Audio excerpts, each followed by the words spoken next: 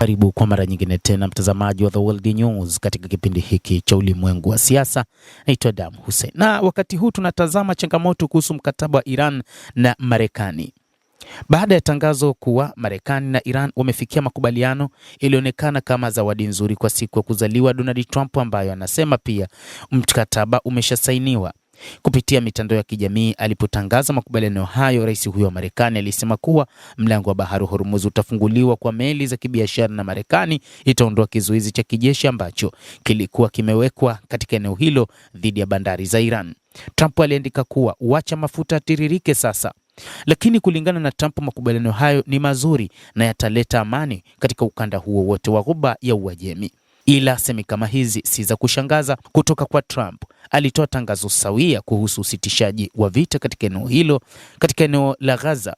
Trump alisema kuwa amani hii itadumu milele na ni mwanzo mwamko mpya, ila uhalisia wa hali katika eneo la Gaza ni tofauti kabisa na majivuno ya Donald Trump, kwani Israel bado inaendelea na mashambulizi dhidi ya watu wa ukanda wa Gaza.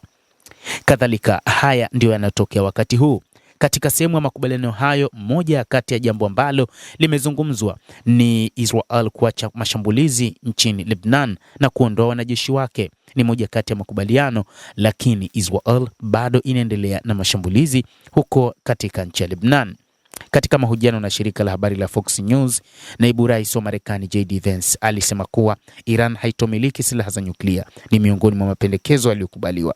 Lakini suala la kumiliki silaha la nyuklia litajadiliwa ndani ya siku 60 zijazo kwa muda ulioongezwa na wa usitishaji wa mapigano. Ile baada ya miaka mingi ya kuishinikiza Iran kuachana na mpango wake wa nyuklia, haijabainika wazi kama kiukweli watasitisha mpango huo baada ya makubaliano haya. Kwa hiyo iwapo Iran itakubali makubaliano hayo, ndio itaamua iwapo mkataba huo utadumu ama la.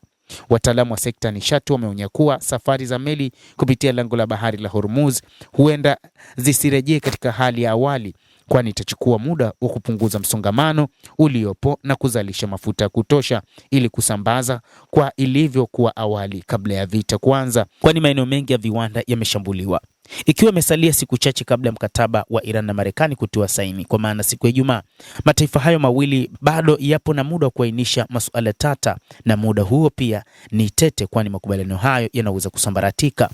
Ila kizuizi kingine katika vita hivi Israel, kama tulivyogusa awali, vita hivi vimekuwa vya pande tatu.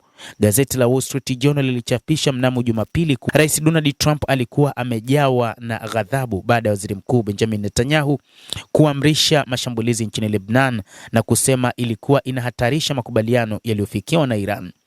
Kilichomo ndani ya makubaliano hayo bado hakijawekwa wazi rasmi, lakini iwapo Israel itaendelea na mashambulizi yake nchini Lebanon, Iran inaweza kuamua kufunga mlango wa Hormuz kwa mara nyingine tena na kuhatarisha uchumi wa dunia kwa namna nyingine, jambo ambalo litamfedhehesha Rais Donald Trump.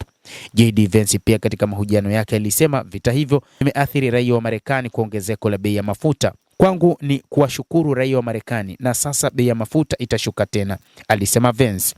Kushuka kwa bei ya mafuta nchini Marekani kutasaidia kupunguza shinikizo la kisiasa kwa chama cha Republican wakati wakikaribia uchaguzi wa nusu muhula wa mwezi Novemba.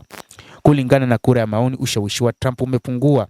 Kura ya maoni iliyofanywa na YouGov inaonyesha kuwa 63% ya raia wa Marekani hawajafurahishwa na jinsi Trump anaendesha uchumi wa taifa hilo, huku 57 wakiamini uchumi wa taifa hilo unadorora. Ila jambo pekee ni makabiliano ya Iran na Marekani yanatarajiwa kubadilisha hali ya kupunguza shinikizo la kiuchumi na kisiasa iwapo bei ya mafuta itashuka na kumpa Trump ahueni ya kisiasa. Mtazamaji, endelea kutufuatilia na usisahau kulike, usisahau kucomment, lakini kusubscribe channel hii ili upate habari hizi kwa mapana kupitia The World News. Mimi ni Adam Hussein.